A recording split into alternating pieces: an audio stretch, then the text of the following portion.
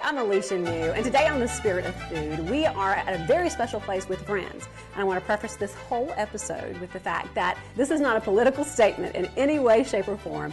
What this is about is the spirit of food is where relationships happen, and that's where friends come together to have a lot of fun. And I have two very special friends with me today that I want to introduce you to.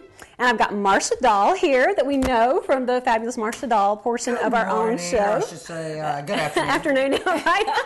And this is Jane Marks, which everyone in Tallahassee knows as the mayor's wife, and she's How are you this morning? Wonderful. Good. So we have a lot of fun stuff today. We're doing our beer of the week is the Sierra Nevada Torpedo for the Bloody Mary that we're going to make with the beer-based Bloody Mary. So what we're doing today is we're going to poach eggs for our brunch. We're going to poach the eggs in salsa, which makes it very delicious, and it puts a lot of flavor into those eggs. But then we're also going to make hash browns. Now these hash browns you can do any way that you want to. You can put cilantro in there. I'm going to do chorizo today. So we're going to put anything in there we really want to and put those as a base, put the eggs and the salsa on top, and then we are going to eat. Fabulous.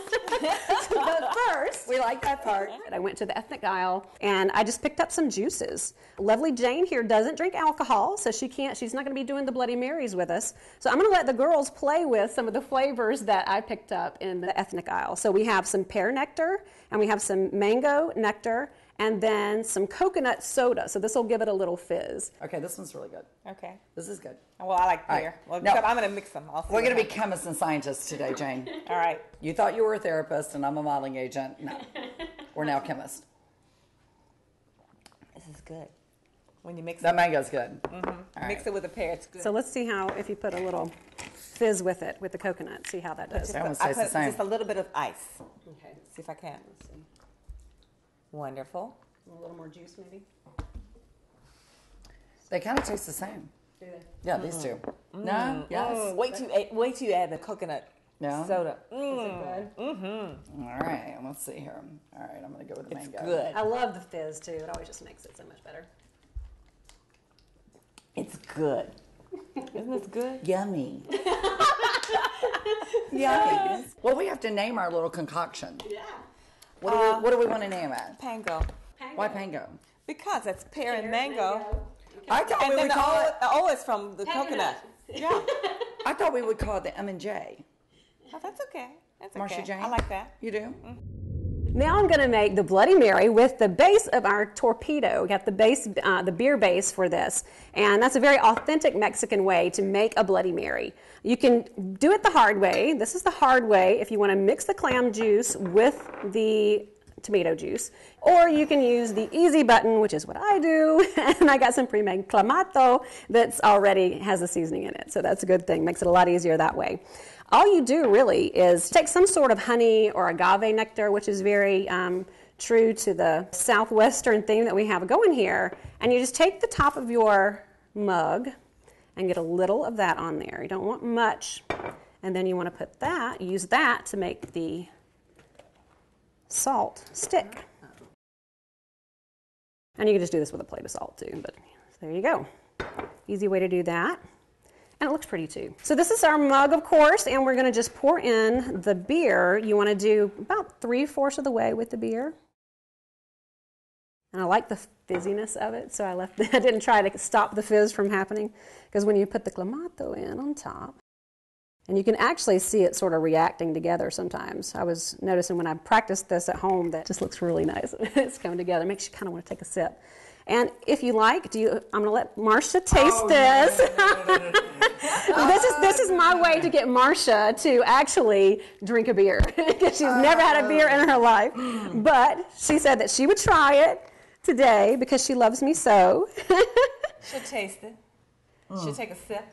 So take a sip and try Putting it. hot sauce in this? Do you like hot sauce in I hate yours? hot sauce. Okay, well we I won't love do that. spicy stuff. We won't put it in them, but you can if you like. A lot of people like hot sauce in their Bloody You know what, Marys. Alicia? You're so good at what you're doing here, sweetheart. You just give it to me, and I know it's going to be great. So of course you always have to put the celery in there, but it's always fun to put other little flavors in there too. And these are pickled green beans that I got. You can see that, and that just adds a little more flavor to it. But this is going to be Marcia trying a beer-based You have to try it Bloody too. Mary. You have to try it. Taste Okay, I'll taste it. Hey, if I'm going to do it, I know you can do Okay. it. Is it good? Okay. See, I don't drink, so. Okay. I got my flavors afterwards here. Right. It takes a minute for it to settle in. But I guess if I drank, it's a very, very popular way. I guess it would be great. Great. Absolutely great. So this is a drink that you can do with it. You can have this for your guests who are here, and we're just doing like a little girls' brunch today. And so for the ones who really don't want a Bloody Mary, they can play with the fruity drinks and just have fun and visit. And so now I'm going to go start cooking.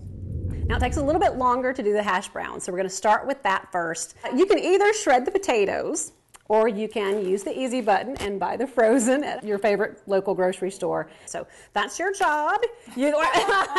While she's doing that, we can go ahead and start doing some things over here. This is the chorizo here, and chorizo is really just a Mexican sausage. And pretty much you just take the onions that I put in here and you just go with it until they're translucent. So once you've done all that handiwork, getting the potatoes shredded like that, now it's really important once you do that to go ahead and immediately put the eggs and the flour in with it. I'm going to go ahead and open up my easy button package and add some of these to it. And then this is where you just get your hands in there. You just break an egg straight in there. When you're a chef, you have to like to play with your food. You have to get your fingers all squished up and messy in there. And then you want to add about a half a cup of flour to it, just to sort of bind it all together. Now, so you do that by feel. Yeah, it's about right. And once you get your hands in there, you can kind of say, well, that feels about right. But you have to like to do it. I'm sure Marcia Dahl doesn't like to do this, right? Do you? You want to stick your fingers in here? Not today. Right. So we're going to mix all this with the beautiful potatoes that Jane ground for us, and then we're going to add some cilantro to that, and then we'll fry them and make the hash brown base.